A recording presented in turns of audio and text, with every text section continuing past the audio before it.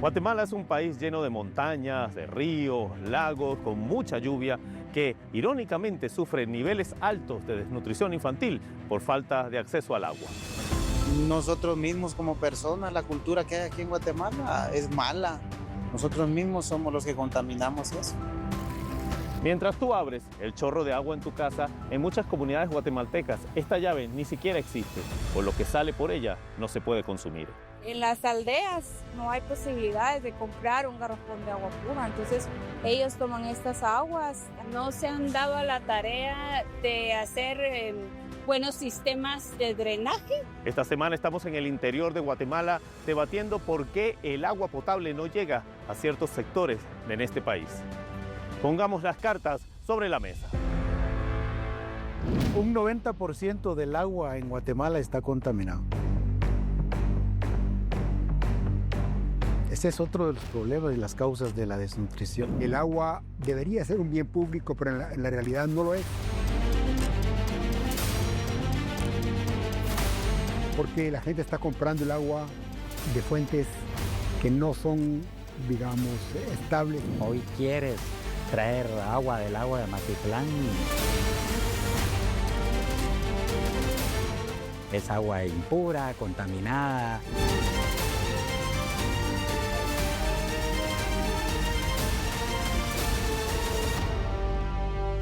Bueno, bienvenidos a Cartas sobre la Mesa. A ver, este programa yo creo que va a ser un poco polémico porque me cuesta entender que un país tan bonito, con tantas montañas, ríos, lagos, llueve bastante, menos mal no en esta época, pero en otras épocas parece que llueve bastante y sé que hablar de agua y agua potable no es nada más por el hecho de que tú tengas lagos y ríos, pero sí, ¿cómo es posible pues entonces que un país como este tenga estas deficiencias, sobre todo en proveer algo tan importante para la vida como es el agua y sobre todo para las regiones más necesitadas?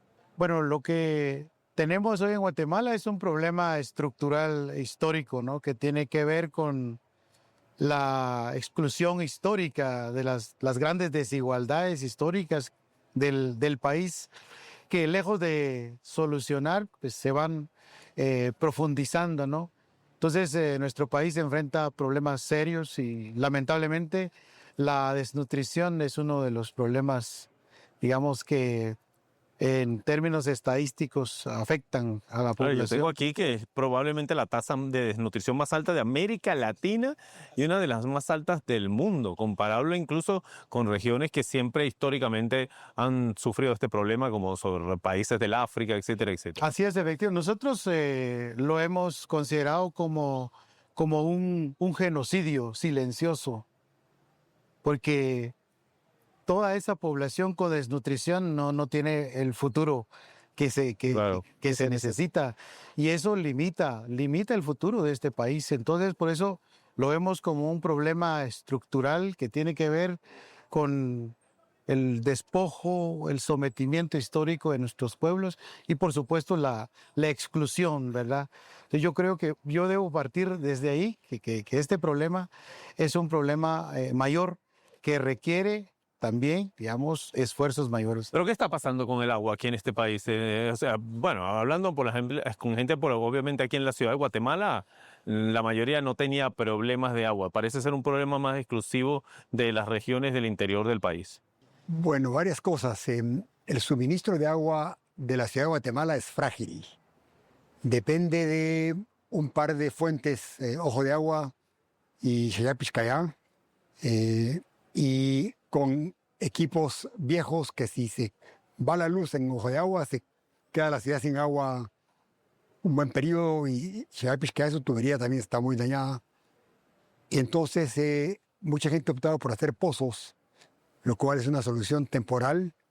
Y eso, a pesar de que Guatemala tiene a 12 kilómetros de distancia un reservorio natural de agua dulce como es el agua Matitlán, para que sería muy fácil, no fácil, pero sería muy factible limpiar el agua lo suficiente, bombearla, purificarla e insertarla en los sistemas. Pero no existe ningún tipo de conexión, ninguna infraestructura para traer, por ejemplo, agua desde ese lago o de otro Se lago. está trabajando en eso. Tengo una reunión con la directora de la Autoridad del Lago para proponerle el desarrollo de una planta de tratamiento en la desembocadura del río Villalobos y en paralelo una planta de bombeo y venta de agua a la ciudad de Guatemala. Pero ese es el principal surtidor de agua para Guatemala, para la ciudad, ¿y cómo se alimenta el resto del país? Bueno, hay que ver el tema de agua relacionado con la contaminación, ¿verdad? Porque tienes la pérdida del 90% de tus fuentes de agua están contaminadas. Ya lo menciona Eduardo, nuestro reservorio de agua que representa el lago de Amatitlán. Hoy quieres traer agua del lago de Amatitlán, es agua impura, contaminada. El lago de Amatitlán incluso está en un proceso de sedimentación del fondo y eso quiere decir que el cuerpo de agua cada vez es menor, ¿verdad? Entonces, abordar el tema de las cuencas, la calidad de las cuencas, qué pasa con los afluentes de aguas utilizadas, a dónde van a parar, ¿verdad? Todo este es un tema no abordado suficientemente y el abordaje de la política de tratamiento de las cuencas es una gran carencia en el ámbito municipal y regional también. Mire, desde hace 40 años, desde que entró en vigencia esta Constitución, pues en el artículo 128 establece, ¿verdad?, la obligación del Estado de construir una ley de aguas en Guatemala. Sin embargo, por diferentes intereses, no se ha logrado construir una ley de agua. Por eso el desorden y también la mercantilización del agua, a pesar de que la ley establece claramente que tiene que ser un bien común, pero acá en Guatemala de manera arbitraria pues se ha mercantilizado el agua. Hay un acaparamiento, digamos, del agua. Por eso creo yo que... ¿Qué compañías? ¿Quién maneja el suministro de agua aquí? ¿Qué compañías son? ¿A quién le pertenece? Bueno, yo creo que hay, pues como no hay ningún reglamento en una ley, hay diferentes iniciativas. Bueno, el casco urbano muchas veces es por administración municipal, es decir, hay miles de comités organizados para gestionar el agua. Pero, ¿sabes? Lo que me estás diciendo es que, por ejemplo, no sé, en cualquier lado del mundo, yo tengo mi apartamento, mi casa y necesito obviamente suministro de agua, contrato los servicios de la compañía, no sé qué cosa, cualquiera. ¿Quién? ¿Qué sería la empresa municipal de agua? Las empresas municipales de agua tendrían esa función cuando tienes un servicio público, ¿verdad? ¿Qué es lo que está sucediendo en la práctica? Que muchos estamos teniendo servicio de agua privatizada. O sea, yo pago 350 quetzales por el agua porque la empresa perforó un pozo y distribuye el agua. Es una empresa privada. Es una empresa privada privatizada y yo me pregunto, bueno, ¿y la empresa, el recurso que extrae del subsuelo, está pagando impuestos? Para ampliar lo que decían los compañeros, en la ciudad de Guatemala, en el área metropolitana, Empagua suministra agua a la ciudad y Villanueva y parte de Misco. Son compañías privadas esas. Lo Empagua y municipal. Ok. Municipal. Se queda sin agua a veces, como te decía, cuando hay problemas en las principales fuentes que tiene, ¿verdad? Y está siempre a la búsqueda de nuevas fuentes. En el interior del país son las municipalidades las responsables y muchos grupos comunitarios.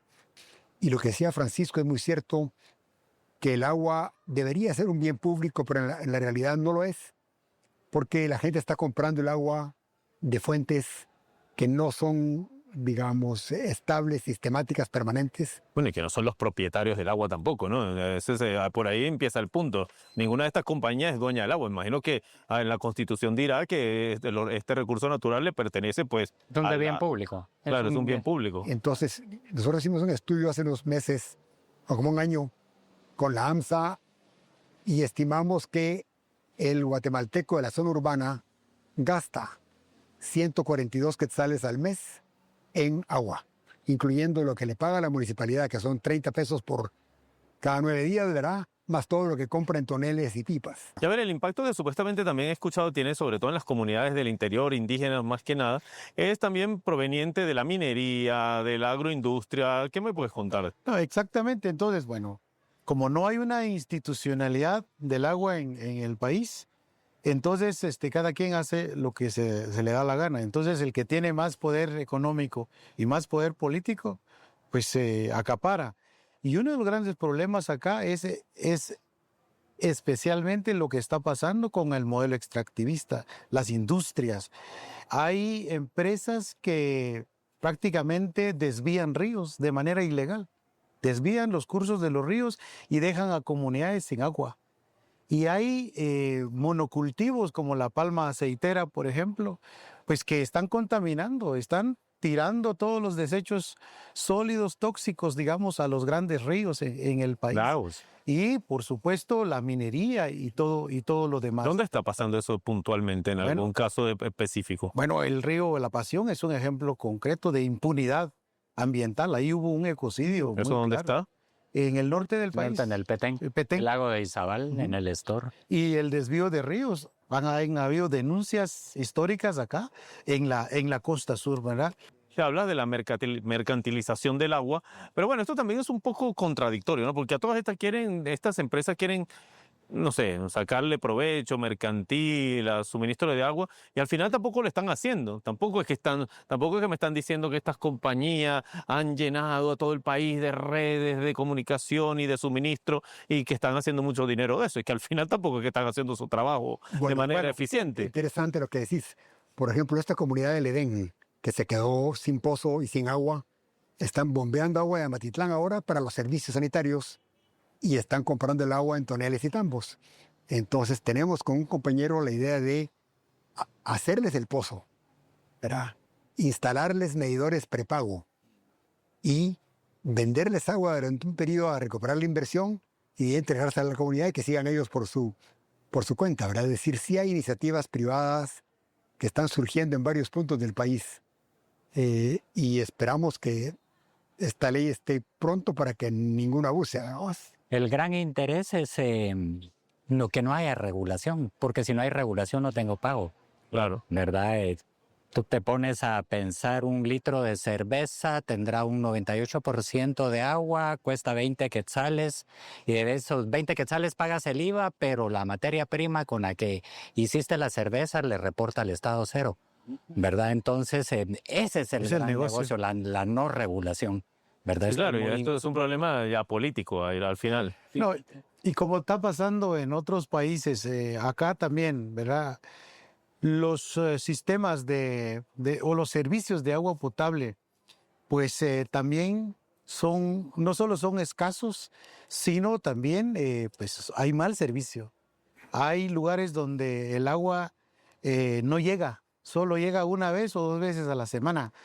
Entonces es ahí donde la iniciativa privada aprovecha para sustituir ese servicio público, porque en Guatemala no existe un ministerio, no existe un programa especial para el agua. ¿Y esa agua que llega también a todas estas es limpia o es mitad y mitad? ¿Qué porcentaje de esa? Un 90% del agua en Guatemala está contaminado. Ese es otro de los problemas y las causas de la desnutrición. Independientemente de que estés en una zona urbana ni nada. Independientemente. Ese es uno de los problemas. ¿Tú observas que la cantidad de edificios que hay en Ciudad de Guatemala? Pues por edificio que veas, contabiliza un pozo, ¿verdad? Porque la manera de abastecer agua a los 20, 30 niveles donde hay 4 apartamentos tienen agua sobre la base de la perforación. Bueno, y eso es obviamente producto de lo que decía Francisco al comienzo, que hay un tratamiento, digamos, hasta clasista y, bueno, por no llamarlo racista, del suministro de un componente tan importante como este. Sí. Ahora bien, si bien el agua debería ser un bien público, el hecho es que cuesta trabajo hacer el pozo, o sea, es un bien que cuesta dinero y entonces las municipalidades no invierten porque no les trae la suficiente renta. Entonces debemos también pensar en que es un bien que sea la municipalidad o en pago que lo administre, tiene un costo. Hay que cubrirlo y que ese costo debe ser proporcional al consumo. Y no solo decir, ahí está el agua para que ustedes la usen porque es pública, ¿verdad? Sí. No hay un rubro presupuestario específico para el servicio, para el acceso, para la protección y sostenibilidad del agua. No aparece ni un rubro en el presupuesto nacional y ese es un problema. Entonces, esa es la gran desesperación que Y sobre hay. todo en un tema como el agua, que eso normalmente a nivel internacional siempre genera obviamente opiniones de todas partes del mundo, de todas estas grandes organizaciones, Human Rights Watch, etcétera, etcétera. ¿Ha venido alguien alguna vez, alguna organización, a hablar con algún gobierno? Sí han y, venido. y y ha venido con un plan de ayuda. Mira, yo conozco, por ejemplo, a Dutch Clean Technology, que es una compañía holandesa de producción y tratamiento de agua, que por alguna razón el presidente se enamoró de Guatemala y consiguió donaciones millonarias. ¿Cuándo a fue Guatemala. eso? Ahora, Ahorita. ahorita, sí. Entonces ya tiene una carta de entendimiento, una carta de aceptación o de interés de parte de la municipalidad que representa en Pagua, y están muy abiertos a desarrollar plantas y darlas en donación. Pero ¿han hecho algún estudio importante al respecto? Porque hay muchas digamos, tecnologías, técnicas incluso también. Aquí nosotros en RT hace ya 1 año, 2 años estuvimos en el Perú y entrevistamos en aquel momento a un reconocido científico peruano-japonés que había estudiado en Japón y que utiliza una tecnología que ahorita, si no me Ajá. falla la memoria... Haruki Murakami. Sí, No, Morikawa, Morikawa. Morikawa, que utiliza nanotecnología para limpiar los ríos y ha limpiado un grandísimo porcentaje del lago Titicaca. ¿Ese tipo de iniciativas se han estudiado, se han Sí. propuesto? Vino Morikawa aquí hace un par de años, fue a ver a Matitlán y yo no lo entrevisté un compañero, y lo que nos dimos cuenta es que él utiliza un floculante, que es algo que hace que se condense la materia y se vaya al fondo, pero hay que estarle echando todo el tiempo. Y para un lago que recibe tanta materia orgánica como Matitlán, no es factible, porque habría que echarle toda la vida, ¿verdad? Entonces son soluciones para lagos, digamos, con menos carga continua.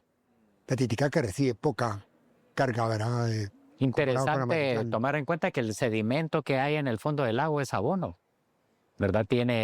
Puede tener un uso agrícola, sería de establecer un acuerdo quien extraiga, de recibir un monto simbólico por el trabajo que realiza, pero que utilice. ¿Y hay alguna manera de controlar precisamente la caída de, no sé, de desechos a ese lago? Porque en comparación con el Titicaca, este lago es así, el chiquito. Titicaca es un monstruo. Claro, miren, es que ese es otro problema. O sea, los lagos como Amatitlán, pues hay un desorden completo, digamos, en todo este proceso de manejo y protección, porque tampoco hay regulación para estas grandes empresas y para, digamos, los desechos sólidos y líquidos. Llegan directo.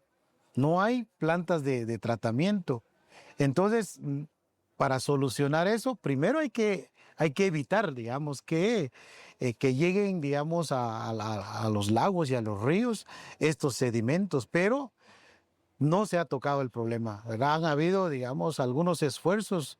No hay una visión, digamos, a largo plazo como país. Eso Más que visión, es un interés, porque entonces aquí el problema principal de todo esto, porque le afecta a todo el mundo, pero también son los niños, la juventud, Claro. la tasa de desnutrición, la tasa de contaminación y la cantidad de enfermedades que traen este tipo La calidad de vida. claro, el agua sucia consumida, porque al final me lo apuesto que terminan al final bañándose en esos ríos porque, bueno, Claro, no les queda les queda otra. otra. Y cuidado, se hasta toman de esos ríos porque no les queda otra. Y al final terminan pagándolo, pues obviamente con enfermedades, bacterias, problemas estomacales y venga a saber qué otras cosas más. ¿Qué historias conoce usted que nos puedan resumir precisamente de este drama de la infantilidad aquí en este país? Sí, o sea, entonces, este mal desarrollo, ¿verdad? La imposición de este modelo, este mal desarrollo, pues ha tenido consecuencias catastróficas, ¿no? Y los ríos, el agua, han sido, digamos, prácticamente los más afectados. Yo quisiera enfatizar acá que la política pública tampoco ha tomado en cuenta, ¿verdad?, los modelos de gestión comunitaria del agua. Mira, lo que decía Francisco al principio es muy importante, es, llamémosle asimetría del poder político, ¿verdad? Es decir, que hay sectores pequeños, poderosos, que manejan la política del país según sus intereses. En el caso de nutrición, y yo hice un artículo hace unos par de meses y estimé que con 240,000 hectáreas que se dedicaran a sembrar productos de la canasta básica, repartidos a pequeños agricultores, ¿por qué? Porque solo lo van a hacer, al grande no le interesa, se lograría cubrir todos los requerimientos de la canasta básica de Guatemala. ¿Por qué no lo hacen? Le pasé al presidente el artículo y no he recibido todavía ninguna noticia. Es un tema tabú en Guatemala, ¿verdad? Aquí hay, creo yo, que las grandes construcciones ideológicas, que hay políticas públicas en beneficio de los pobres y de las clases populares, hay que quitarles ese estigma ideológico de que atrás de eso hay un proceso de comunismo y socialización, ¿verdad? Claro, en Guatemala, pues volvemos a insistir que es un problema estructural. También, por ejemplo, los medios de producción, la tierra está en pocas manos. O sea, la gran cantidad, digamos, de poblaciones sobreviven en áreas, digamos, Muy ya muy pequeñas. pequeñas, muy limitadas. Hay una sobreexplotación, la explosión demográfica cada vez es más, y eso limita cada vez más el acceso y también la cantidad y calidad de agua para la población. Entonces, para nosotros, sí, la ley de aguas, la iniciativa es importante. Se hizo un diálogo interesante donde nosotros, a pesar de las condiciones políticas que hay, nosotros tuvimos la buena voluntad de participar y formar parte de ese diálogo, aunque consideramos que fue un tiempo muy limitado, pero sí hay, digamos, importantes avances que se pueden decir. Contiene, digamos, instrumentos, digamos, de mercantilización. Por ejemplo, eso de las licencias, los cánones y las transferencias, digamos, de licencias. Para mí ese es el asunto de la Un ente privatización. también político regulador. Un que ente, la SRF. superintendencia, por ejemplo, es centralizada. Incluso hasta se puede decir que la decisión final está en una sola persona, así como está. Muy bien. Y entonces llegamos al concepto de un Estado plurinacional que se ha tratado en Guatemala ya durante varios años, en el que los pueblos indígenas tengan derecho no solo a un territorio, sino que a regir su vida según sus propias costumbres, ¿verdad? Casi se llega, hace unos años, 4 años, había un partido MLP, Movimiento de Liberación de los Pueblos, que proponía un Estado plurinacional y el llamado Pacto de Corruptos se las ingenió para cancelarlo, encontrarle problemas en su inscripción, como lo ha hecho en varios otros casos, y eso interrumpió un proceso que podría haber llevado a una gestión comunitaria del agua en los pueblos. Bueno, ahí definitivamente lo más importante va a ser también, obviamente, buscar responsabilidades en el gobierno, porque obviamente todo empieza por allí, tener un órgano regente del agua que pueda definitivamente tomar decisiones que estén basadas también en una legalidad que, si bien es cierto, no existe, pero sí hay una constitución que le da derechos, los derechos humanos propios a las personas, a los niños, a todo el mundo en este país, para que puedan obviamente contar con un recurso tan vital. Pero es que el agua es la vida. Sin agua no se puede ni vivir. Es hasta absurdo que no sea una prioridad estatal en ningún sentido en este país. Sumando a lo que ha dicho Eduardo, es que también tenemos muchas limitaciones constitucionales. La Constitución que se tiene actualmente no reconoce plenamente los derechos colectivos de los pueblos. Por eso es que muchas organizaciones como CODECA, como el Consejo del Pueblo Maya, Mujeres con Poder Constituyente y Huaquipque, estamos trabajando la necesidad de un proceso constituyente de carácter plurinacional para que entonces construyamos un nuevo pacto donde se garanticen estos derechos. Incluso estamos hablando de cogobierno de los pueblos, porque es que realmente hay modelos muy propios y que son exitosos. Si se le diera, digamos, mucha importancia en este país, yo creo que Guatemala sale adelante. El caso boliviano yo creo que es el más obvio de todos, el éxito que ha tenido el Estado Plurinacional de Bolivia, independientemente de los problemas de corrientes políticas que van y vienen, pero cuando uno va a Bolivia se da cuenta de cómo están repartidas las cuotas de poder y de interés de ese país. Bueno, les agradezco muchísimo de verdad que hayan venido para compartir con nosotros aquí en Carta sobre la Mesa, en este que es el último episodio del año 2025. 25, con lo que aprovechamos entonces para desearles a todos ustedes pues una feliz Navidad y unas grandes festividades, una feliz festividad de Año Nuevo para el año 2026, donde nos vamos a estar reencontrando nuevamente por aquí, por RT en Español. Uno de que también cuando va al mar o algo así también se contamina por mucha suciedad que uno lleva. Sí hay bastante desnutrición, más en los departamentos, pero hasta allá no llegan las ayudas, todo eso.